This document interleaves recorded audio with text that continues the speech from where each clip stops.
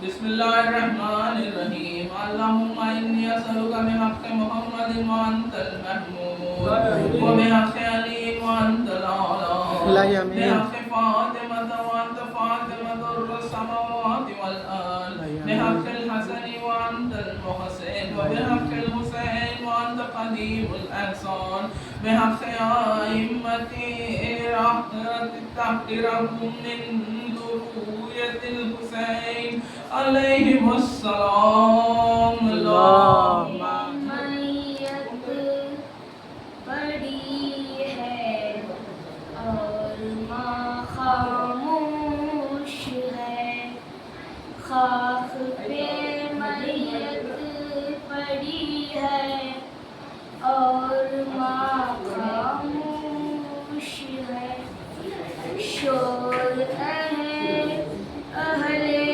حرم میں اور ماں خاموش ہے رو کے کہتی ہے بانو ہائے کیا ہو گیا رو کے کہتی ہے بانو ہائے کیا ہو گیا شاہد ان کو رونے والی آج کیوں خاموش ہے شاہد ان کو رونے والی آج کیوں خاموش ہے خاک پہ میت پڑی ہے اور ماں خاموش ہے لوگوں یہ شہر کوفہ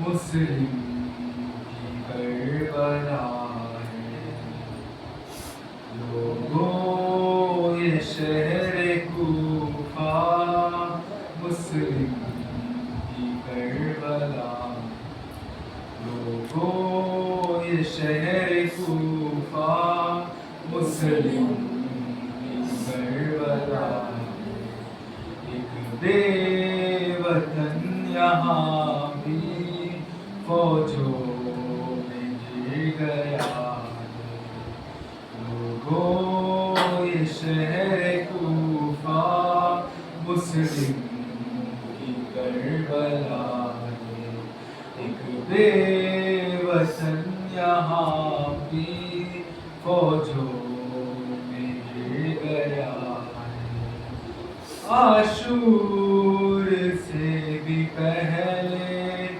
عاشور کا ہے منظر خوش ہو رہے ہیں ظالم مسلم کا خون بہا کر تلوار ہے لئی کی تلوار ہے لئی کی مظلوم کے گلا ہے لوگوں یہ شہر کوفہ مسلم کی کربلا ہے آیت اللہ فرمائے صاحب کی سلامتی کے لیے بآواز بلند صلوات اللہم صلی علی محمد و آل محمد میں کربلا کو جاتا ہوں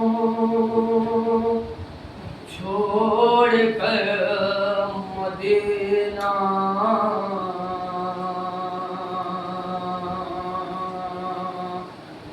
میں کربلا کو جاتا ہوں چھوڑ کر مدینہ مجھے دلاسا دینے ضرور آنا میں کربلا کو جاتا ہوں چھوڑ کر مدینہ اماں مجھے دلاسا دینے ضرور آنا میں کربلا کو جاتا ہوں چھوڑ کر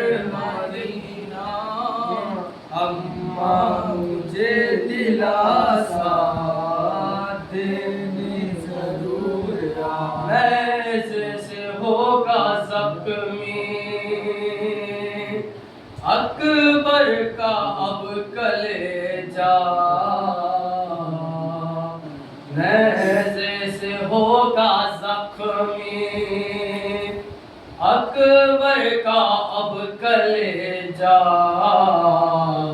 دم توڑ دے گا ہائے زانوں پہ لال میرا، اکبر کے غم میں اماں ہو جاؤں گا میں بوڑھا، اماں مجھے دلاسا دینے ضرور میں کربلا کو جاتا، آغاز ہو رہا ہے کربل کی کہانی کا، آغاز ہو رہا ہے کربل کی کہانی کا، لوگوں یہ جنازہ ہے اسلام کے بانی کا، آغاز ہو رہا ہے کربل کی کہانی کا، آغاز ہو رہا ہے کربل کی کہانی کا، بی بی نے کہا بابا کربل میں چلے آنا،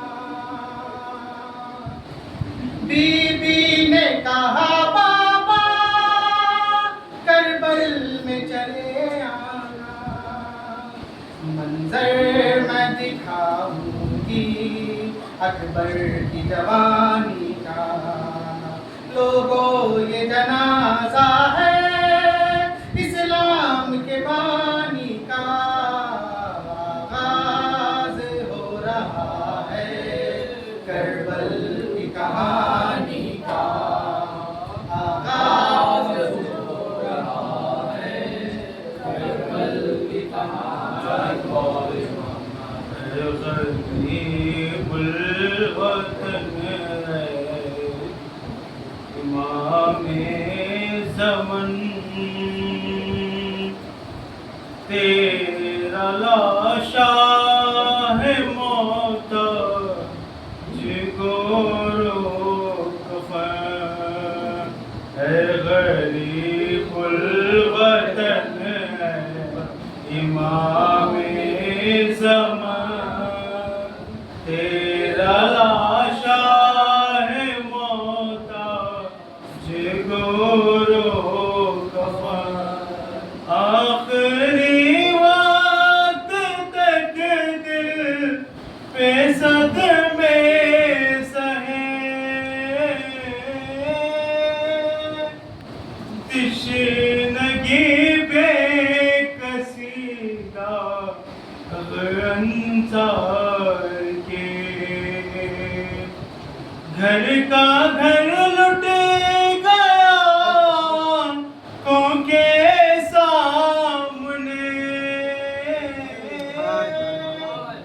تیرا سر کاٹا سجدے میں جلاد نے، افتخار عبادت شہ ظلمن، اے غریب الوطن امام، فصل گل ہے اب جہاں میں، اے شہیدو تم کہاں ہو، فصل گل ہے اب جہاں میں، اے شہیدو تم کہاں ہو، تازگی ہے گلستان میں، اے شہیدو تم کہاں ہو، فصل گل ہے اب جہاں میں، اے شہیدو تم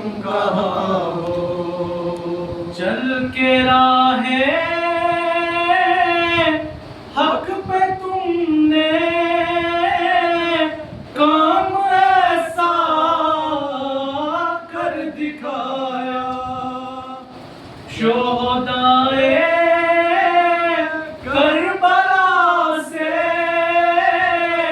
اپنے وعدوں کو نبھایا اے جوانوں عہد سازو اے شہیدو تم کہاں ہو فصل گل ہے اب جہاں میں مسلم کے لال کوفے میں ہے بھٹکتے ہے دو سال کوفے میں ہے بھٹکتے حال کوفے میں ہے بھٹکتے ہے پل محال کوفے میں ہے بھٹکتے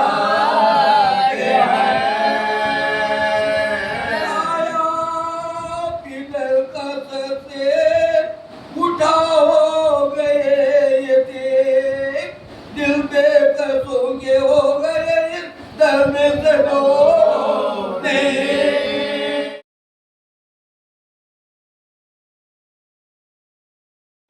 لا حول ولا قوة إلا بالله العلي العظيم الحمد لله رب العالمين والعاقبة للمتقين والجنة للموحدين والمؤمنين النار للكافرين والمشركين والمنافقين الصلاة والسلام والتحية والإكرام على رسول الأنام خاتم النبيين أشرف المرسلين حبيب إله العالمين أبي القاسم المصطفى محمد اللهم صل على محمد وآل محمد وآله الطيبين الطاهرين المعصومين المظلومين المنتخبين المنتجبين الغر الميامين الذين أذهب الله عنهم الرجس وطهرهم تطهيرا اللهم صل على محمد وآل محمد لا سيما الإمام المبين بقية الله في الأرض أجمعين الإمام المهدي المنتظر اللهم صل على محمد وآل محمد الحجة الثاني عشر صلوات الله وسلامه عليه الذي يملأ الأرض عدلا وقسطا كما ملئت أمنا وجورا ولعنة الدائمة على أعدائهم أجمعين من الآن إلى يوم الدين أما بعد فقد قال مسلم ابن عقيل عليه السلام لو كان من رزق المقسوم لشربته صلوات محمد وعلى اللهم صل على محمد وآل محمد یہ جو جملہ میں پڑھا ہوں آپ کے بیچ یہ حدیث نہیں ہے، یہ ایک خدا کا فیصلہ ہے جو جناب مسلم ابن عقیل نے عبید اللہ ابن زیاد کے دربار میں کہا۔ جب جناب مسلم کو یعنی جب پورے ان کے ساتھی دھوکہ دے کے تنہا چھوڑ دیتے، جناب مسلم کوفے کے گلیوں میں سے گزرتے رہتے، ایک محترمہ ہاتھ میں چراغ لیے گھر کے باہر کھڑی رہتی ہے، اس کے گھر کے باہر جناب مسلم بیٹھ جاتے ہیں تو عورت کہتی ہے رات بہت ہو گئی ہے، گھر کو چلے جاؤ۔ جناب مسلم کہتے ہیں کہ اس کا کوئی گھر نہیں، اس بستی میں وہ کہاں جائے۔ पूछती है तुम कौन हो, कहते हैं कि मैं मुस्लिम इब्न अकील। ये सुनते ही वो औरत जो है अपने घर में बना देती है। ये सारा वीडियोग्राफी आप जो है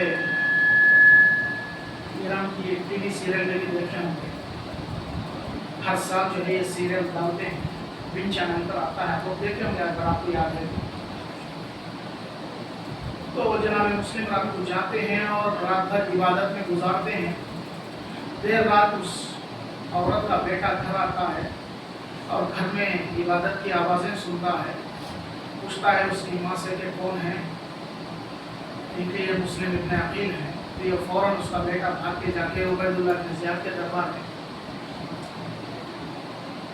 चुगली करता है, जासूसी करता है कि जनाब मुस्लिम इब्न अकील हमारे घर में मखबूउन फी बैती, मेरे घर में छुपे हुए हैं।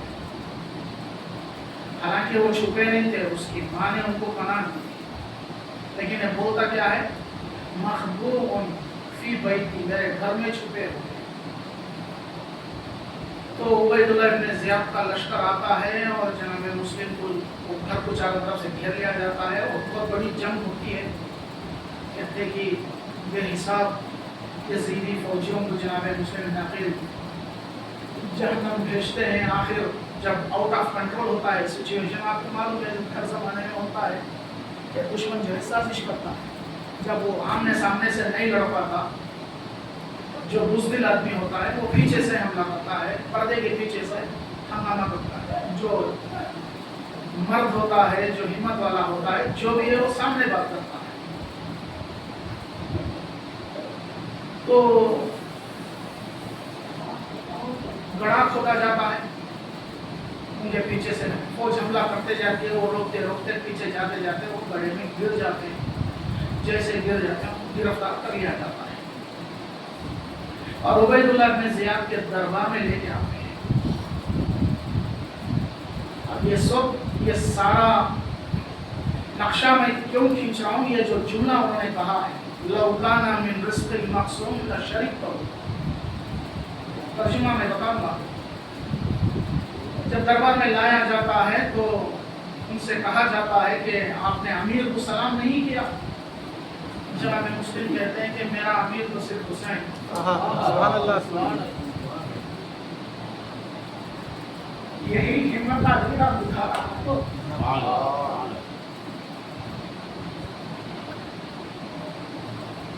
मुस्लिम चारों तरफ से दुश्मन के नरहे में है,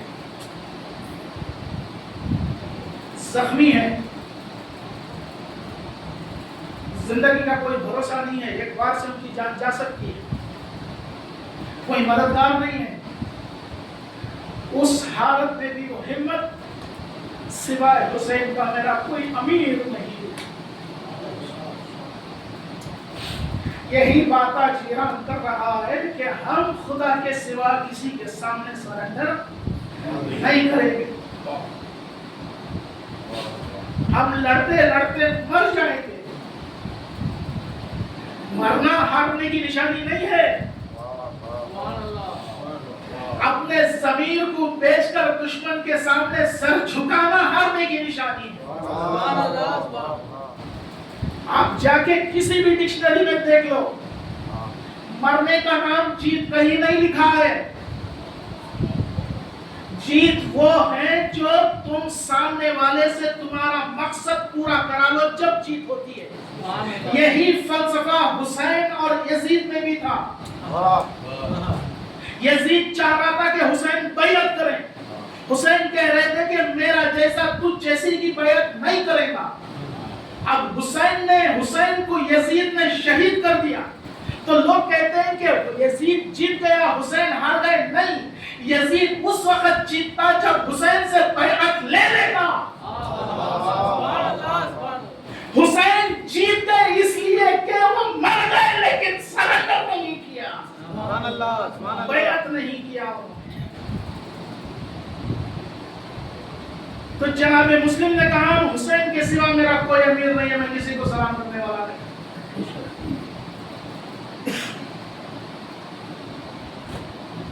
उसके बाद कुछ उबैदुल्लाह इब्न ज़ियाद में और उनके जनाब मुस्लिम इब्न अकील के बीच में बहस होती है, बातचीत होती है। आखिरी में खैर वो सब तफसीलात बाद में, आखिरी में बात यह होती है कि तुम्हारी कोई मुतालिबे हैं, तुम्हारी कोई ख्वाहिश है, कोई गुजारिश है, कोई डिमांड्स है तो बोलो। उन्होंने कहा कि मुझे प्यास भूख लगी है, थोड़ा सा पानी तो पीने के लिए। अब यहाँ पर जनाब मुस्लिम का जुमला है, पानी लाया जाता है, जनाब मुस्लिम पीने के लिए ले जाते हैं, मुंह में से दांत उठकर खून और दांत समेत फुटेरे में वो पानी के प्याले में गिर जाता है। जनाब मुस्लिम ने कहा इसको लेके जाओ, फिर दूसरा पानी लाओ, क्योंकि पानी नजीस हो गया, हम पी नहीं सकते। और फिर पीने की कोशिश करते हैं तो मुंह के करीब लेके जाते हैं तो फिर उसमें खून का खतरा गिरता है, फिर वो पानी वापस कर देते हैं, फिर दूसरा पानी लेके आते हैं।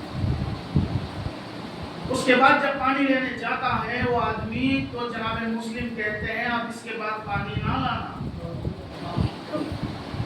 ये कहकर जनाब मुस्लिम ये जुमला कहते हैं लौ काना मिन रिस्किल मक़सूम लशरिबतहु, अगर ये पानी मेरे रिस्क मेरी किस्मत में होता तो मैं जरूर पी लेता। दोस्तों अजीजों, आज के नौजवानों के लिए बहुत बड़ा जुमला है, ये गौर करें। अगर ये पानी मेरी किस्मत का रिस्क होता तो मैं जरूर पी लेता। रिस्क किसे कहते हैं? नेमत में और रिस्क में फर्क है। नेमत जो कुछ भी आपको मिला है, आप जिसे यूटिलाइज करते हैं जिंदगी में, जो कुछ आपको मिला है। रिस्क उसे कहते हैं जो हलक से नीचे जो उतरता है, वो चीज जो आप खाते हैं और हलक के नीचे से होकर आपके पेट में जाता है, उसे रिस्क कहा जाता है। जनाब मुस्लिम ने कहा कि ये पानी अगर मेरे रिस्क मेरी किस्मत में होता, ये रिस्क होता तो मैं जरूर पी लिया होता। मतलब क्या है? यानी जो चीज हमारे किस्मत में नहीं है वो हमें नहीं मिलती। आज के नौजवान परेशान हैं पढ़ने के बाद, हमें नौकरी नहीं है, हमें कोई काम नहीं मिलता, कंपनी में हमारी इंटरव्यू रिजेक्ट हो जाती है, बेरोजगारी है। ये सब अपनी जगह सही है, लेकिन सबसे बड़ी चीज आपकी तकदीर है। आपकी तकदीर में अगर रोजी रोटी लिखी हुई है, आप ना चाहते हुए भी आपको रिस्क ऐसे तलाश करेगा जैसे मौत आपको तलाश करती है। सुभान अल्लाह, सुभान अल्लाह। आप पहाड़ के अंदर 10 गारों के अंदर भी छुप जाओ, मौत वहां पर आकर आपको दबोच लेगी। वलो कुंतुम फी बुरूजिन मुशय्यदा, कितने भी मजबूत किलों के अंदर तुम जाके छुप जाओ, मौत आकर तुम्हें दबोच लेगी। मौत तुम्हें फॉलो करती है, एवरी सेकंड मौत तुम्हारे फॉलो करती है। उसी तरीके से रिस्क भी तुम्हें तलाश करता है। अगर तुम्हारी किस्मत में है जरूर तुम्हें मिलेगा, जितना तुम्हारी किस्मत में है वो तुम्हें जरूर मिलेगा। और बात है कि हमारे नेकियां रिस्क बढ़ाती हैं और हमारे गुनाह रिस्क को कम करते हैं, वो एक सेकेंडरी क्वेश्चन है। हमारे नौजवानों के लिए आज के दिन जनाब मुस्लिम का ये जुमला कि रिस्क किस्मत में है, किसी के हाथ में नहीं है, ना आपके कंपनी के ओनर के हाथ में है, या जिस काम में वर्कशॉप में फैक्ट्री में आप करते हैं ना उसके ओनर के हाथ में है, ना मैनेजर के हाथ में है। समझ रहे हैं आप? किसी के हाथ में भी रिस्क नहीं है। रिस्क जो आपके कंपनी के ओनर को रिस्क देता है वही आपको भी रिस्क देता है। समझ रहे हैं आप? खुदा पे भरोसा रखिए और आपके काम में आप जो पढ़े हैं सब्जेक्ट, उस सब्जेक्ट में एफिशिएंसी पैदा करो।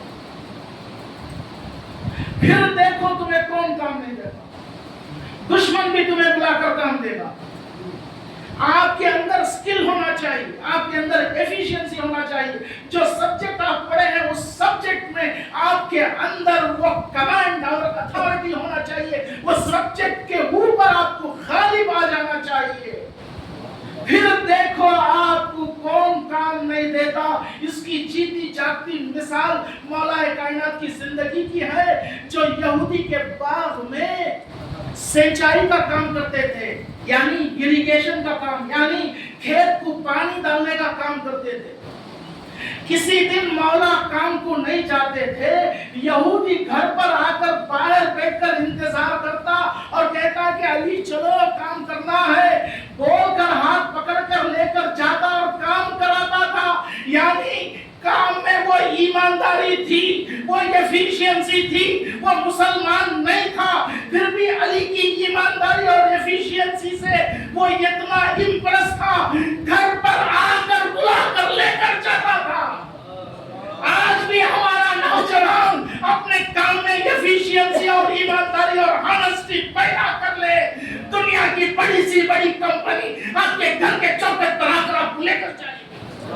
صلوات پڑھیے محمد و آل محمد صلی اللہ محمد و آل محمد۔ حیدری یا حیدری یا بودری یا سلوان صلی اللہ محمد و آل محمد۔ ریکمنڈیشنز لگا کر چمچہ گیری کر کر جینے سے پہلے کہ مر جائے۔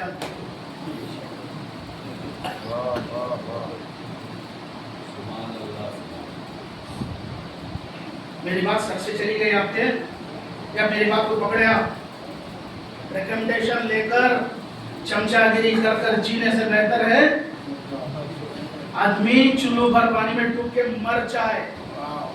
ایسی زندگی مردوں کو زیبا نہیں دیتی، چاہے وہ کوئی بھی کام کیوں نہ ہو، چاہے وہ کمپنی کا کام ہو، چاہے فیلڈ ورک ہو، چاہے انجینئرنگ ہو، چاہے میڈیکل ہو، چاہے وہ مسجد میں نماز پڑھانے کا کام کیوں نہ ہو۔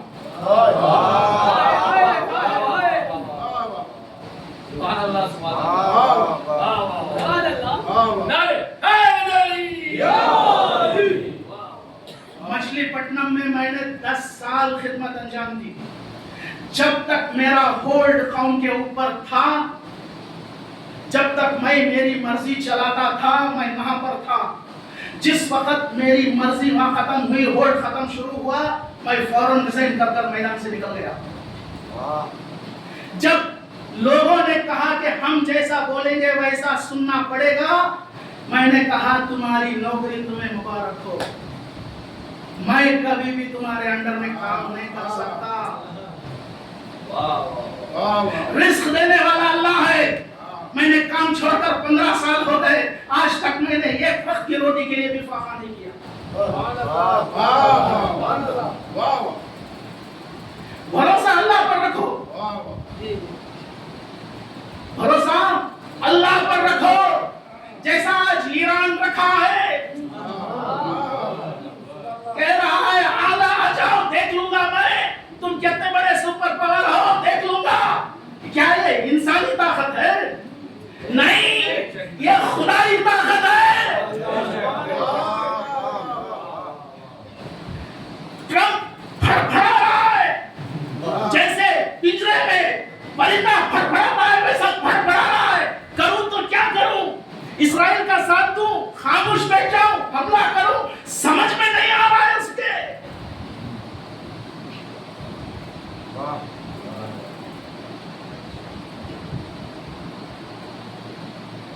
انشاءاللہ 2-3 روز کے اندر اسرائیل سرنڈر کر دے گا۔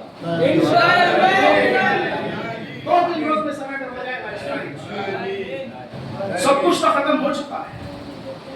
اب فوج بھی ایران کی انفینٹری یعنی زمینی فوج بھی اسرائیل میں پہنچ رہی ہے انڈر گراؤنڈ سے۔ ایران سے لے کر اسرائیل تک ایران انڈر گراؤنڈ بنایا ہے، کسی کو کام خبر نہیں۔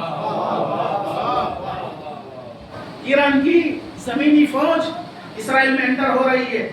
2-3 روز کے اندر اب پورا تختہ پلٹ ہو کر ایران کا کنٹرول میں اسرائیل آنے والا ہے۔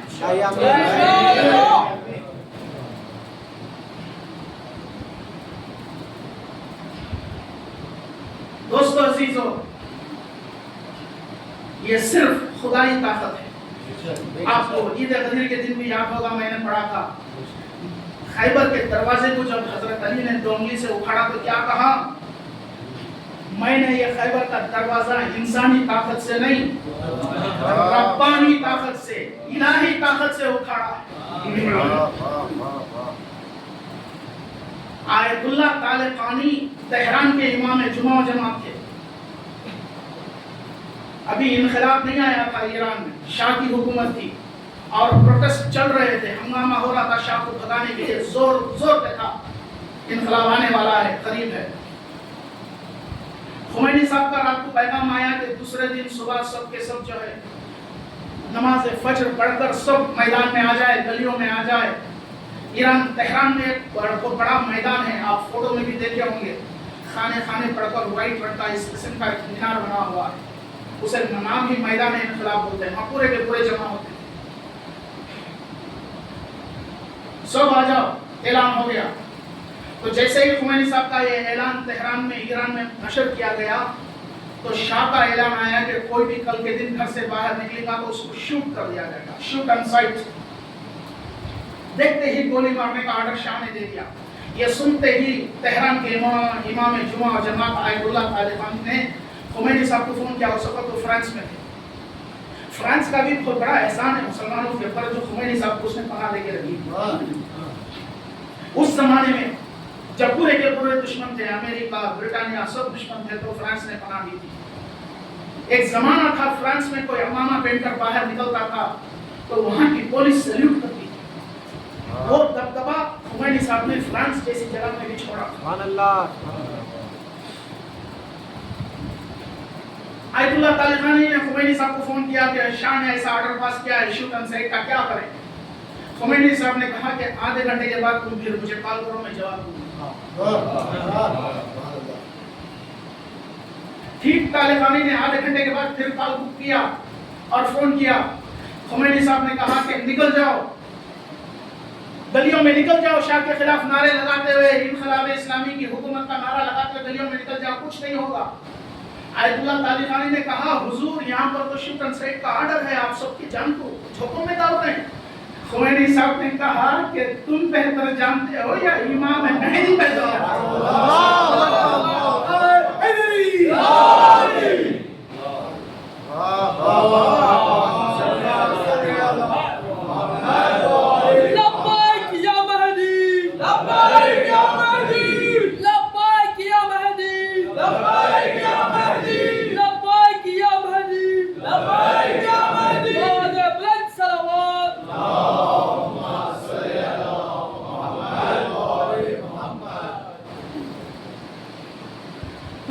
جانتے ہو یا امام مہدی بہتر جانتے ہیں؟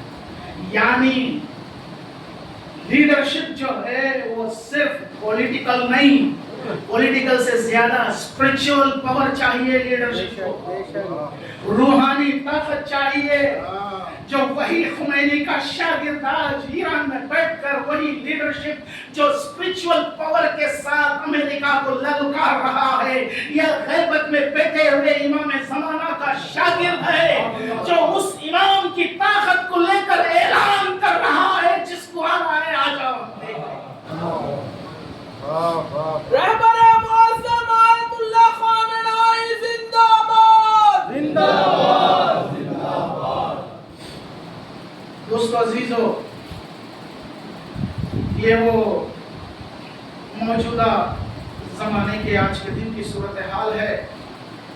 اب شام کے 6 بجے تک کی نیوز یہ ہے کہ افغانستان بھی ایران کے ساتھ آ کر کھڑا ہو گیا ہے۔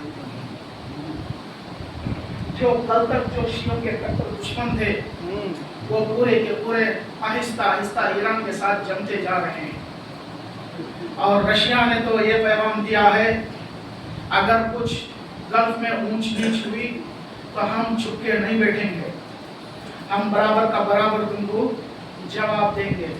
چائنا کے ڈیفنس منسٹر نے کہا ہے کہ امریکہ کوئی ہمارا باپ نہیں ہے جو ہم پر حکومت چلائے۔ امریکہ ہمارا کوئی باپ نہیں ہے جو ہم پر حکومت چلائے، ہم کسی کی سننے والے نہیں ہیں، ہم کو جو کرنا ہے وہ کریں گے، جسے جو کرنا ہے وہ کر لیں گے۔ سچویشن پوری طریقے سے امریکہ کے ہاتھ سے نکل چکی ہے، اگر اس میں ذری برابر بھی شرم رہی تو وہ بھاگ جائے گا، لیکن بے حیا انسان کو کیا کر سکتے ہیں؟ ہاں کچھ نہیں کر سکتے. خیر انشاءاللہ امید ہے. میرا تو اندر سے دل یہ کہہ رہا ہے کہ یہ خامنہ صاحب کا فیصلہ ان کا فیصلہ نہیں ہے، یہ امام زمانہ کا فیصلہ ہے. ان کی ہمت، ان کا اعتماد، ان کا کانفیڈنس، ان کا ٹرسٹ، ان کا کریج، ان کا حوصلہ یہ دکھا رہا ہے کہ کوئی غیبی طاقت ان کے پیچھے ہے. انشاءاللہ ایران کی کامیابی کے لیے، خامنہ صاحب کی طول عمر کے لیے، دشمنوں کو ختم ہونے کے لیے آپ لوگوں سے گزارش ہے کہ گھروں میں نماز کے بعد، مسجدوں میں نماز کے بعد ان کے حق میں دعائیں کرتے رہیں انشاءاللہ. صلی اللہ علیہ وسلم.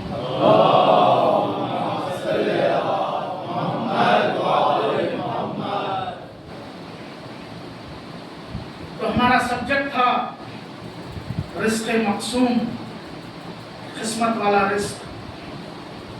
اور یہ قسمت والا رزق جو ہے، رزق میں بہت ساری چیزیں آتی ہیں. بیوی بچے بھی رزق میں آتے ہیں اور نعمت میں بھی آتے ہیں. بیٹی رحمت میں آتی ہے، بیٹا نعمت میں آتا ہے، بیوی رزق میں آتی ہے. بہت ساری چیزیں ہیں. یہ ایک الگ ایشو ہے، ایک الگ سبجیکٹ ہے. اس کے ڈیٹیلز میں گفتگو کریں تو 10-15 مجلسیں چاہیے.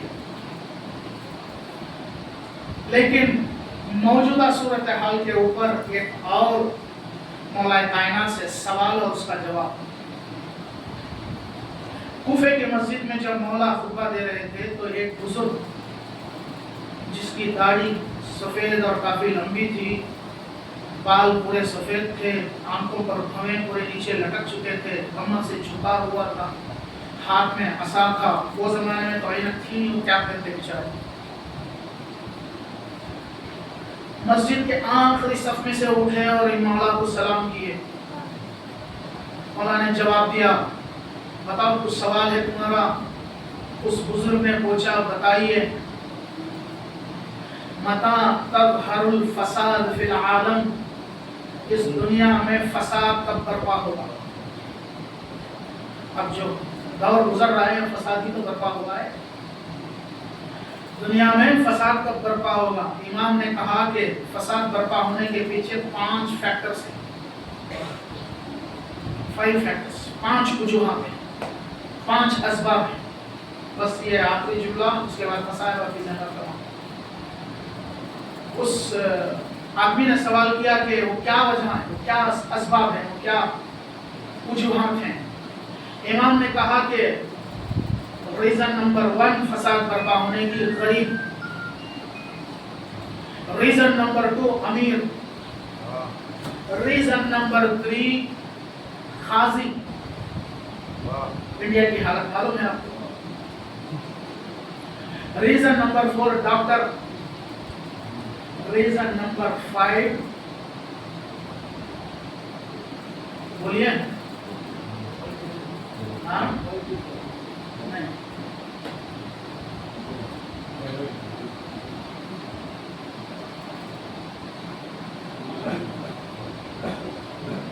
جی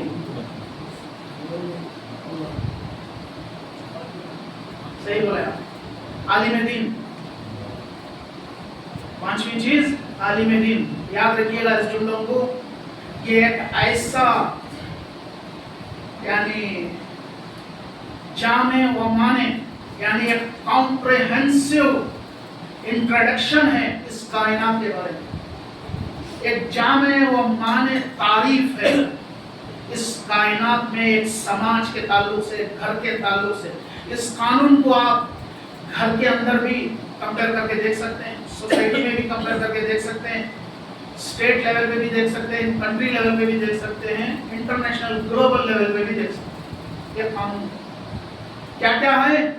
غریب، امیر، قاضی، ڈاکٹر اور عالم دین.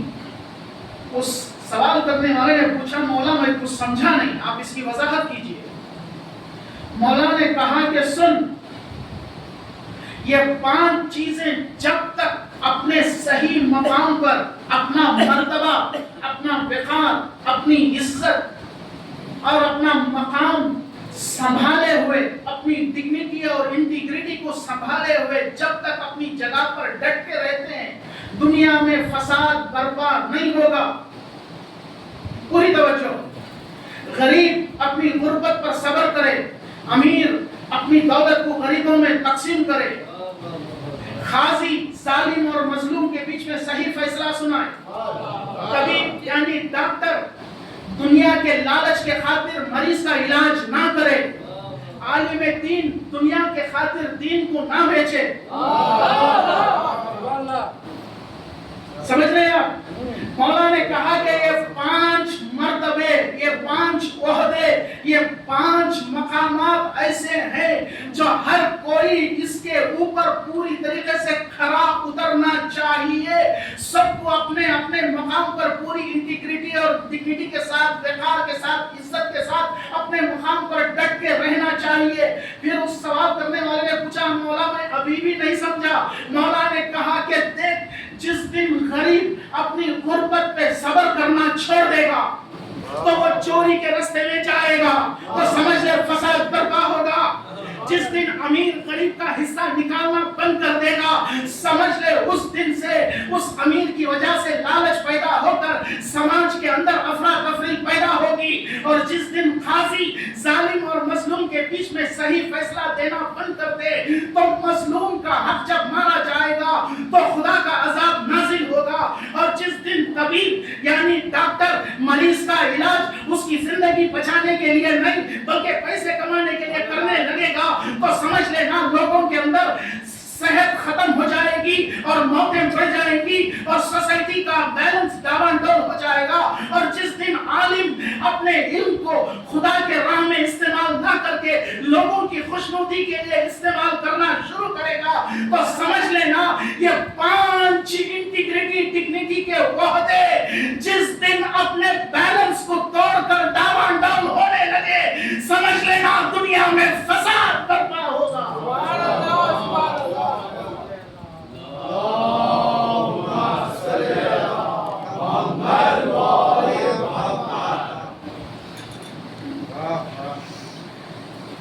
बाकी जितने भी मिनिस्ट्रीज इन दुनिया में सब बेकार है। डिफेंस मिनिस्ट्री भी बेकार है, एग्रीकल्चर मिनिस्ट्री भी बेकार है, कम्युनिकेशन मिनिस्ट्री भी बेकार है। जितने भी दुनिया ने मिनिस्ट्रीज बनाए हैं सब बेकार है। काम के सिर्फ 5 मिनिस्ट्रीज हैं। वेलफेयर फॉर द पुअर, अमीरों की मिनिस्ट्री यानी फाइनेंस मिनिस्ट्री, उसके बाद जुडिशियल मिनिस्ट्री, लॉ मिनिस्ट्री, उसके बाद हेल्थ मिनिस्ट्री, उसके बाद बोलिए भाई रिलीजियस मिनिस्ट्री, जो कि है नहीं आज के जमाने में। समझ रहे हैं आप? हालांकि यूरोप में है। मैं जब भी लंदन या अमेरिका तरफ जाता हूँ तो वहाँ पर बाकायदा मुझे लिख के देना पड़ता है कि मैं दीन की खिदमत के लिए जा रहा हूँ, तो वीज़ा भी उस पर यही कहकर मारा जाता है फॉर रिलीजियस पर्पस विजिट। तो उनके पास एक मिनिस्ट्री है, लेकिन और बात है कि वो पूरी तरीके से एक्टिवेट है नहीं है, वो और चीज़ है, लेकिन है, लेकिन हमारे पास नहीं है। तो कोई भी दूसरे मिनिस्ट्रीज की जरूरत नहीं है, सिर्फ ये 5 मिनिस्ट्रीज को कंट्रोल कर लो, दुनिया में कहीं पर भी फसाद नहीं होने वाला है। एक ऐसा कानून, कॉम्प्रिहेंसिव कानून है जो मौला ने हमें दिया है। इस पर आप गौर करके देखिए, आपके पर्सनल लाइफ में भी गौर कीजिए, घर के लाइफ में भी गौर कीजिए, सोसाइटी के लाइफ में भी गौर कीजिए, बाहर कंट्री लेवल पे भी आप इसको आजमा के देखिए। ये कानून जितने भी फसाद होते हैं, ये 5 चीजों में से कोई एक चीज में बैलेंस डिसबैलेंस होता है, जब भी फसाद होता है। वो दूसरी कोई चीज होगी, लेकिन आप उस पर गौर करेंगे तो घूम फिर तक लिंक इन 5 में से किसी एक चीज पर ही आके खड़े। अमीर टैक्स चुराना छोड़ दे, कोई तकलीफ ही नहीं है, बेहिसाब पैसा आएगा गवर्नमेंट को। अरब कंट्रीज में तो टैक्स है ही नहीं, यूरोप में तो टैक्स आपका दरमा जो है टैक्स पकड़ के ही आपको सैलरी दी जाती है। इंडिया में बोलते हैं कि तुम सैलरी ले लो, बाद में लाके टैक्स भरो, तो कौन भरता? कौन की गर्मी भरता? कौन भी डिक्लेयर भी नहीं करता मेरा इनकम क्या है। वो चाहे आप आधार कार्ड बना के उसे फॉलो करो, उसे पकड़ो, कुछ होने वाला नहीं है। इंडिया इतनी बड़ी आबादी है, अभी तक वो सॉफ्टवेयर बना ही नहीं है पूरे इंडिया को कवर कर सके। दूसरे कंट्रीज में चलता है, वो आबादी कम है, वहाँ सॉफ्टवेयर में आदमी को पकड़ लेते हैं, सर्वेलेंस रखते हैं। यहाँ भी वो सॉफ्टवेयर है, कंप्यूटर टूट जाएगा। सलवात पढ़िए मोहम्मद।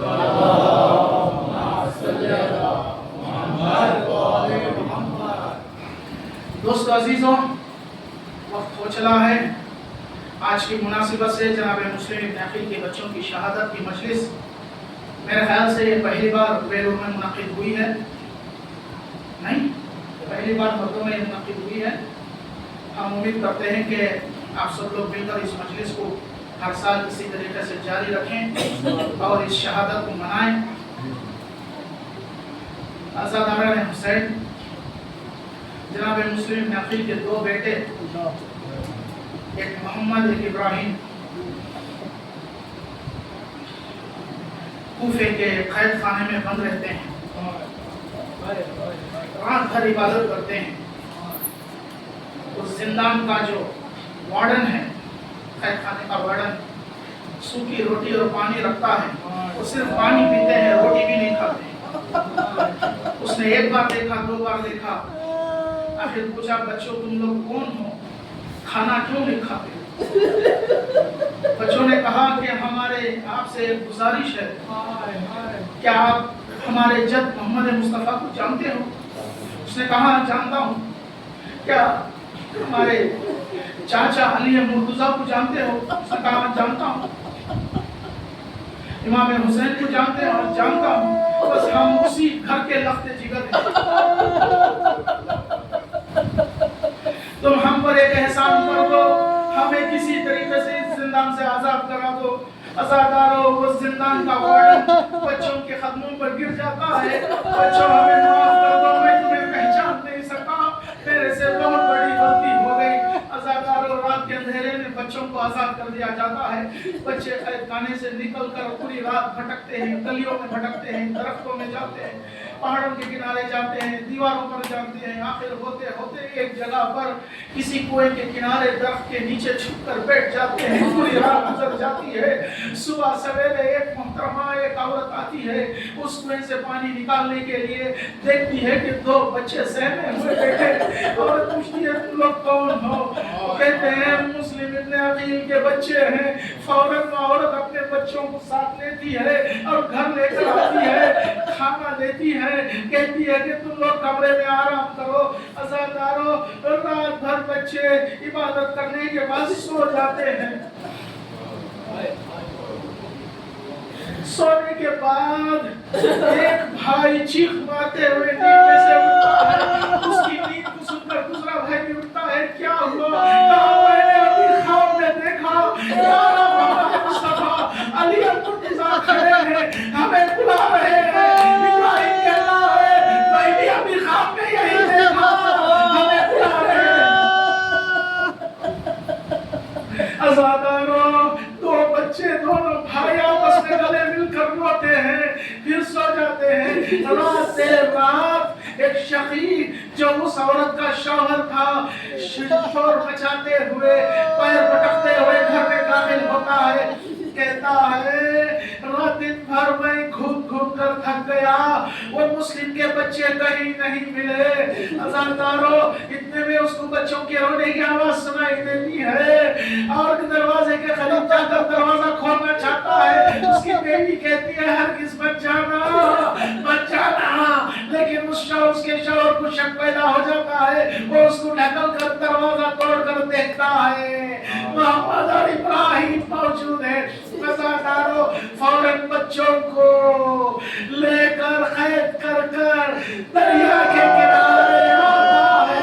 आज़ादारो, बच्चों ने कहा अगर तुम हमें कत्ल करना चाहते हो तो कर दो, लेकिन हमारी एक छोटी सी गुजारिश है, हमें 2 रकात नमाज पढ़ने की इजाजत दे। बच्चों ने उस दरिया के किनारे पानी से वज़ू किया। आज़ादारो, नमाज में मसरूफ हुए। इधर नमाज खत्म होती है, इधर उस शकी की तलवार चलती है। वो بچوں کا سر تن سے جدا ہو جاتا ہے. ہزاروں جب ایک بھائی کا سر دریا میں دیکھتا ہے وہ پانی کی روانی میں نہ جا کر کھڑا رہتا ہے. جب دوسرے بھائی کا جسم دیکھا جاتا ہے دونوں بھائی آپس میں گلے لپٹتے پانی میں رہا.